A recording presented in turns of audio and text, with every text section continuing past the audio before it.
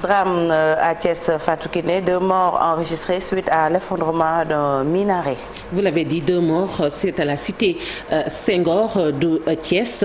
Il s'agit d'un maître coranique et de sa fille âgée de 10 ans. Il y a également 8 blessés. Les victimes se trouvaient à l'intérieur du lieu de culte, en chantier au moment de l'effondrement causé par la pluie. Sokhna Fati.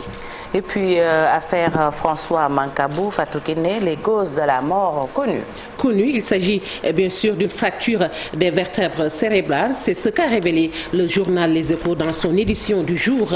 Selon nos confrères, l'autopsie a été effectuée par un professeur, un orthopédiste légiste et un anatomiste pathologiste. Les enquêteurs ont également procédé à la reconstitution des faits. Et puis la coordination des étudiants de Saint-Louis était en conférence de presse. Les étudiants ont mis les autorités universitaires devant leurs responsabilités. Ils menacent et précisent qu'ils n'accepteront jamais une session unique ou une année invalide. Djibi Diène, membre de la coordination des étudiants de Saint-Louis, est au micro de Seynou Diop. Mais aujourd'hui, la coordination des étudiants de Saint-Louis est très stratégique à laisser ces administrateurs-là et les mettre devant le fait accompli. Aujourd'hui, c'est eux-mêmes qui ont pris l'engagement de suspendre les activités pédagogiques au niveau de l'université Gaston Berger de Saint-Louis jusqu'au 3 octobre. Ce qui veut dire quoi? Ce qui veut dire que ces administrateurs-là qui étaient ici il y a de cela quelques temps, en disant que le calendrier académique de l'université Gaston Berger de Saint-Louis devrait être respecté, nous disons à ces administrateurs-là d'avoir en même temps ce courage de ne pas se prononcer vers des sections uniques, voire des années invalides au niveau de cette université. Nous disons aux étudiants que la coordination des étudiants de Saint-Louis ainsi que la commission sociale vous remercie parce que vous avez su tenir. Malgré les moyens, les maigres moyens que vous avez à votre disposition, vous avez jugé nécessaire et vous êtes très conscient par rapport à la situation de telle sorte que vous n'avez pas boudé le campus pour permettre à ces professeurs-là ou bien pour permettre aux autorités administratives de cette université-là de dire que c'est les étudiants qui ont déserté les amphis et les salles de classe. Voilà, justement, le ministère de l'Enseignement supérieur demande la fermeture des universités du Sénégal avant le 23 juillet, selon le journal Le Quotidien dans son édition du jour. Les travailleurs de l'hôpital principal de Dakar comptent aller en grève de 48 heures à partir de ce jeudi. Ils réclament le paiement de leurs primes de désintéressement. Ces primes représentent 7% des recettes de l'hôpital. Ces travailleurs étaient en sitting hier. Fatou Bintou Conter pour plus de détails.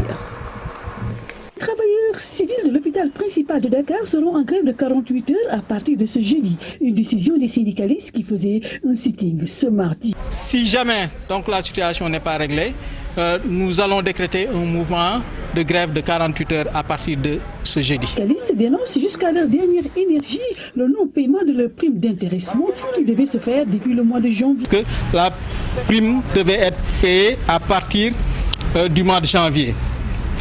Nous avons attendu, nous avons cru en sa parole, nous avons attendu jusqu'au premier trimestre, mais rien n'a été fait. Jusqu'à aujourd'hui où je vous parle, on est au 7e mois. Rien n'est fait à propos de la prime d'intéressement dédiée à tout le personnel de l'hôpital.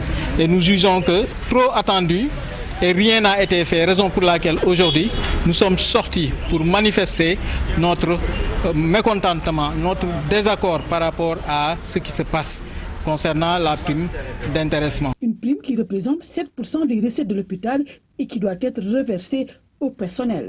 La prime d'intéressement donc à l'hôpital principal, comme je l'ai dit tout à l'heure, elle est payée à hauteur de 7% des recettes propres de l'hôpital. Alors que dans les autres structures, elle est payée à hauteur de 20 à 25% des recettes propres. Ces travailleurs civils de l'hôpital principal de Dakar ne demandent qu'une chose, le respect des accords signés depuis le mois de septembre avec la direction générale.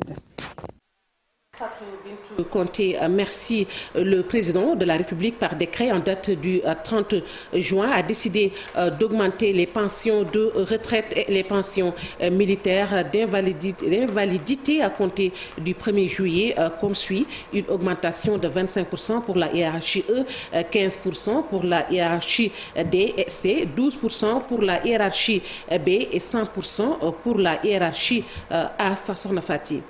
Et nous passons justement avec ce portrait plutôt, ou bien ce bilan dressé par le ministère de l'économie, un bilan positif du président de la République Macky Sall. Le Sénégal est sur les rails de l'émergence avec une croissance de moins de 3% en 2013. Le chef de l'État s'est donné jusqu'à accéder vers les 6%, bien vrai que freiné par la crise sanitaire. Pour répondre à l'opposition sur l'homosexualité, le ministre de l'économie déclare que la réponse du président est sans équivoque. C'est un reportage de Mamadou Fall. De moins de 3%, la croissance économique est passée à 6%. Des efforts consentis par le président de la République Macky Sall, selon le ministre Amador. Freiné par une crise sanitaire, l'ingéniosité du chef de l'État nous a évité la récession. Avec le programme de résilience économique et sociale, avec les investissements que le gouvernement a fait donc, dans l'agriculture par exemple, nous avons pu éviter la récession. Avec le PAP 2A, nous avons lancé donc, les travaux pour la relance de notre économie et c'est pourquoi en 2021, nous avons eu 6,1%. Face aux journalistes et aux militants, le ministre de l'économie a listé toutes les réalisations de son Excellence. Des réalisations qui nous mettent sur la bonne voie. Sur le plan du capital humain, nous avons montré également toutes les réalisations dans les différents secteurs avec les différents accès. L'accès à l'eau qui s'est amélioré avec par exemple le projet KMS3 qui génère 200 000 m3 d'eau par jour pour 1,3 million de personnes au Sénégal. C'est parmi les infrastructures majeures donc, qui permettent d'améliorer les conditions de vie. L'accès à l'électricité. Quand nous sommes arrivés, la puissance installée, c'était à peu près 500 MW. Aujourd'hui, on est à plus de 1300 MW avec 250 MW de centrales qui sont en construction également. Et tout ceci nous a permis donc d'améliorer l'accès à l'électricité avec comme objectif d'avoir l'accès universel en 2025. Nous avons vu le programme Xëyu-Ndaw-ñi avec 450 milliards et 65 contrats déjà signés, mais également l'accès à la formation. Concernant la question de l'homosexualité brandie très souvent par l'opposition, le ministre de l'économie estime que la position du président de la République est très claire. Ñi amul programme amuñu xalaat nax jéem a nax askan bi dem ci centre de vote yi ci élection locale yi di ci dogalee askan bi naan leen kat ku votel Benno Bokk Yaakaar borom ñaari tur yi ngay défendre rek nangam sangam te président wax ci lu leer devant le président américain Barack Obama bu mu fi ñëwee en 2013 président wax ko ci kanamam devant le monde entier 2013 président waxaat ko bi fi premier ministre Canada ñëwee motul ñaari at juste avant Covid la fi ñëw février 2020 président waxaat loolu ba mu leer nañ. Le Sénégal sur les rails de l'émergence avec le PSE, selon le ministre de l'économie, ce qui doit amener les Sénégalais à opter pour la continuité. Et puis Rabat attend d'accueillir Fatou Kiné, les grandes personnalités du football africain. Et ce n'est pas encore le grand rush, même au quartier général de l'institution africaine. Ce rendez-vous honore les meilleurs acteurs du continent. Nos envoyés spéciaux à Rabat, Mamfatou Ndoye et Mbissa Ndoye. De l'événement, ce n'est pas encore le grand rush à l'hôtel qui sert de quartier général aux organisateurs des CAF Awards. Quelques va-et-vient et des rendez-vous à évacuer, notamment pour les confrères et consoeurs. Mais ces CAF Awards sont importants pour le foot africain. La fête, c'est l'Afrique qui va se réunir une fois de plus depuis 2 ans avec le Covid qui est passé par là.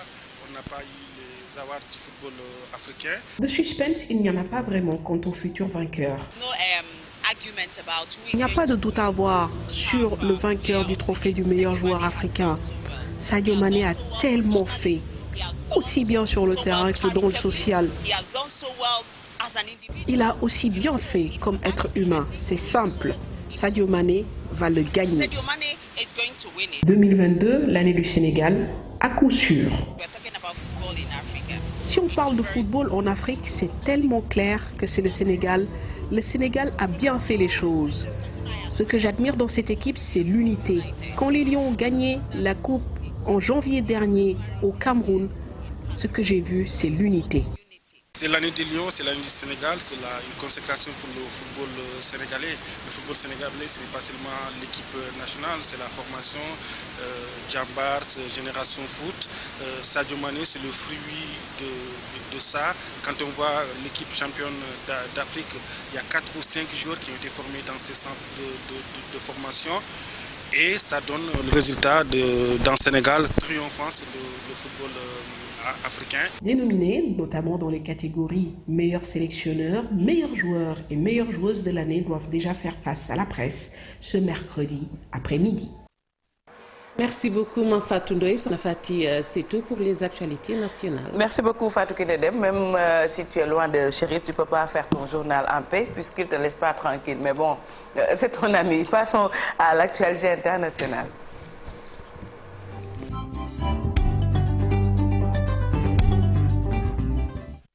Et nous démarrons la page interne, nous ouvrons avec Air Guinée, c'est ça? Voilà, avec l'affaire Air Guinée, justement, la Cour spéciale de répression des infractions économiques et financières mise en place par la junte au pouvoir à Conakry pour lutter contre la corruption et l'enrichissement illicite traque plusieurs cadres des régimes guinéens des 20 dernières années. Une traque qualifiée par de nombreux observateurs de règlement de compte ou de tentative d'élimination de potentiels candidats à la magistrature suprême du pays. Il y a eu plusieurs arrestations et incarnations plutôt de dizaines de hauts responsables du RPG, parti de l'ex-président Alpha Condé. La CRIEF s'intéresse désormais à la privatisation de l'ancienne compagnie nationale Air Guinée. Dans cette privatisation, des personnalités publiques et privées sont accusées, dont Cellou Dalein Diallo, d'alors ministre des Transports, Sonafati.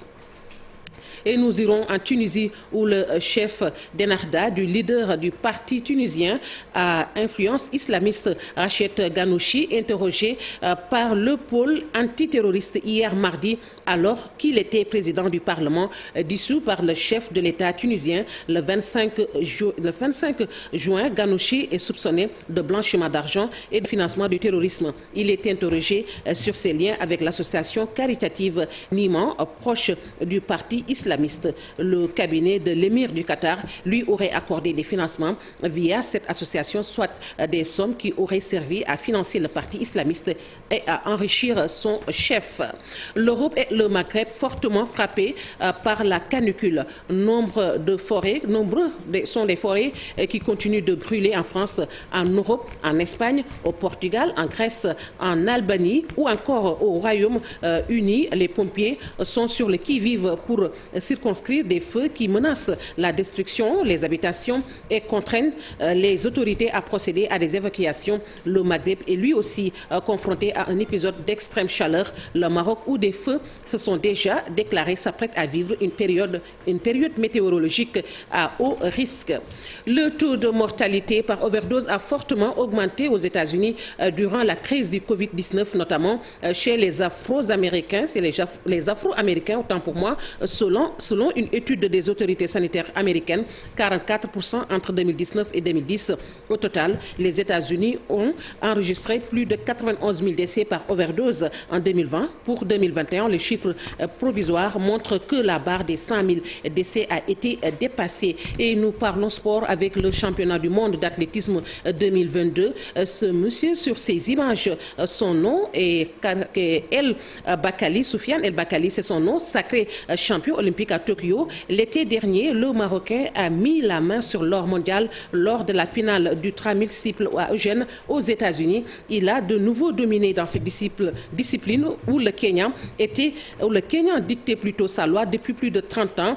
Conseslus Kiprutu, double champion du monde en titre 2017 et 2019, savait son trône sur 3000 mètres steeple menacé. Le Kenya, également champion olympique à Rio en 2016, avait un concurrent redoutable, le Marocain El Bakali, qui a récidivé aux États-Unis sur la piste du Adwer Field Sornafati. Pour l'actualité hors de chez nous. On se retrouve tout à l'heure pour les actualités nationales et internationales et ce sera en Wolof. Tout de suite, retrouvons Cheikh Diop dans Café Presse, Café Court.